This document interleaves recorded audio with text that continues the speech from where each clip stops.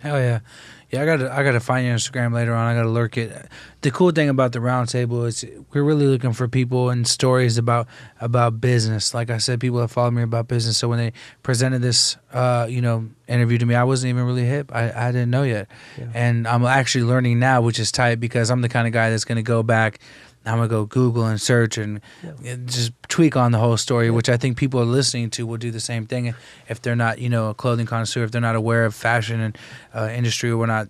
The story is definitely fucking amazing. Yeah. And people tell me like some people don't know my name and say, how do you get to 1 million? I say, well, I've been doing this. I've been in this game for 35 years. Yeah. And what amazes me the most, what flatters me the most, is when I see a 70-year-old kid like from the streets that hits me on Instagram and say, you're such a legend, and I kind of laugh at it because I'm loving what I do. I'm not doing it for my ego. I'm not doing it, I'm still, of course I want to work and I want to make money and I want to continue doing things, but for me, ask me to do a jacket for Drake or sell 1,000 jackets, of course I probably would want to sell the 1,000 jackets, but what would feed my soul more is to make that one single jacket. I seen you did some for Muhammad Ali too. Yeah, we did for Muhammad Ali. I did it for, like I said, most of the presidents. I've done all the fight. I did Mike Tyson from the beginning and on. I've done, probably Nelson Mandela. Nelson things like that. Mandela. So I've had like really very special. I did the 50 greatest players of the NBA, and so for me, it's just like being a kid born in Morocco and coming and raising in France from a math and growing up as a nerd and knowing that I'm here like sitting and having dinner with Bill Clinton or sitting at a table with or being in Michael's house or hanging with around those people. It's kind of I still pinch myself when I meet a celebrity. It's just like I always feel like I'm not worthy, kind of, like that. Nah, it's cool though because when we're not worthy. It's cool when you think about it though, because at the end of the day, like, man, you're put on this earth. There's millions and millions of people. Some just go to work every day, 9 to 5, and enjoy their family, or don't enjoy their family, or don't have.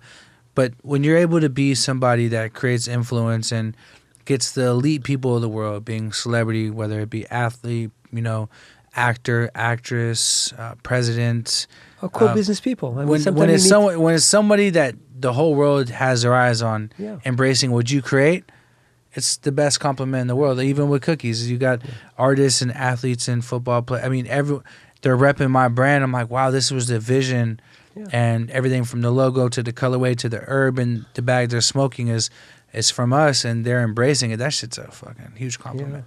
Yeah. It's nuts. I mean, it's just like even last week, I didn't know him, but what's his name? I didn't know. I'm not familiar with. I know a lot of the rapper. I didn't know Yuckmouth. Yuckmouth, that's my boy. Bay Area. I didn't know of him, and somebody said, he wrote a song about you. I said, I've never heard it. So he sent me the video. It was done in 2005. Oh yeah, Jeff Hamilton jacket, NBA. He was something like that, right? Yeah, exactly. Yeah. And Cameron, which I saw like a couple of weeks ago, he was in town, and Deep said they wrote like Get 'Em Girls, like they talk about me also in the songs. I said, for me, it's just such a way, to be recognized like that. I'm just so flattered with it. It's not about, again, there's no dollar sign on it when you get. It's pure passion. It's compliments.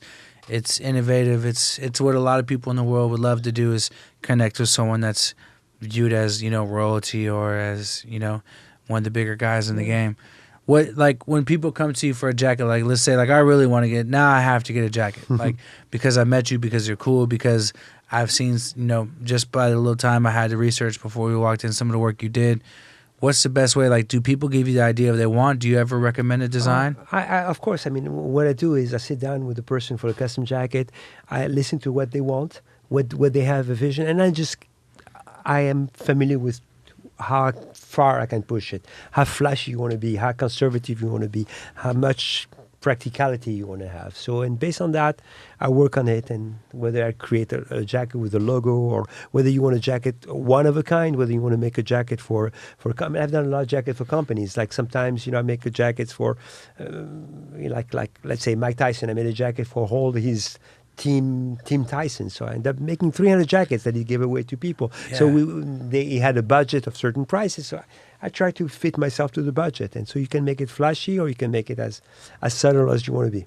Yeah, I want to do a couple. I want to do some flashy, really John, like real like mafia type leather jacket. I want to do something really nice because I like nice sleek leather jackets.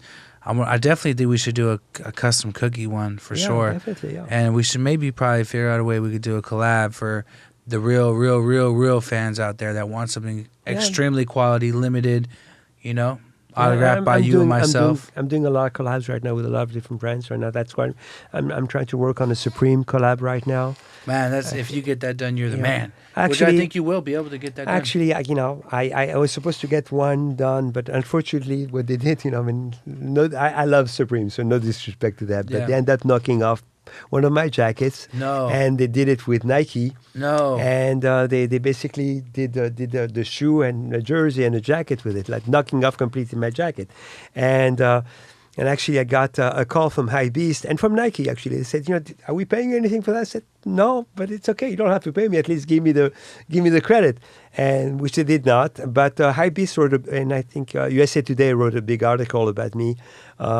How come they don't give credit to and Revolt? How come they don't give me the credit to Jeff Hamilton? And I was happy with that, So, well, we do good business at Cookies, and we got a pretty big following, and I have access to a lot of artists. So if we do something, then if you don't get the Supreme thing done, or if you do, we will do something, and we'll give you all the. No, we're working. Credit. I'm talking to Off-White. We're talking to a lot of other brands just to try to get and doing things like that. And that's where I think where it's at right now. But I want to relaunch the brand. The line is already done. It's kind of really an urban brand, better price point also. It's not going to be the crazy thousands of dollars. It's going to be for the regular guy, that doesn't have like the thousands of dollars to pay, because I just wanted to make sure that everybody can afford, get the hoodies and get the backpacks and get like some. You do backpacks too? I do pretty much. I've designed everything from watches to furniture to basketballs to do a lot of.